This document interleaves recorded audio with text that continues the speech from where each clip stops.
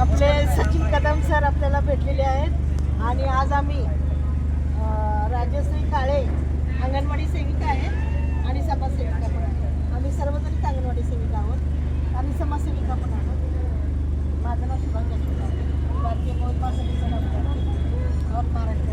त्याचबरोबर अंगणवाडी सेविका संघटना आहे, सांगली मिरज शहराध्यक्ष आहे आणि अनेक इतर संघटनेचे माझा सहभाग आहे. आणि आज आम्ही या कार्यक्रमानिमित्त इथं जमलेलो आहोत. आज राजश्री पण काही विचारणार नाही, आज वाढदिवस आहे. आज तिचा वाढदिवस आपण सरांच्या समवेत साजरा करू.